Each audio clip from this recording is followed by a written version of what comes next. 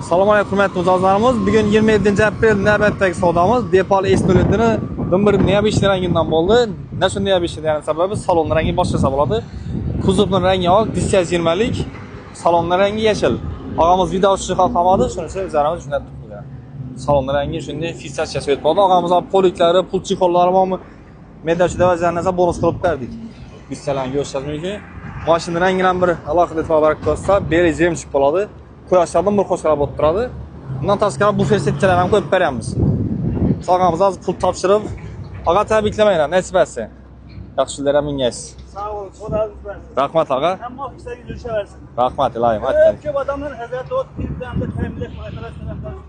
Yaxshi ishdan xudo kalmasini bersin. Ilohim, og'a nasib etsin. To'ylari yaxshilar ham minglar. Sağ olun. Yine mashina rangini qaranglar. Og'a yuzingizni tushirmaylar. Svetlar ham burunda yopishdi. Nasib etsin. Hali salonimizda minni svetinden gelmedi. Birinci gelişadi. Akşam istirak var, dergiye bekittiler.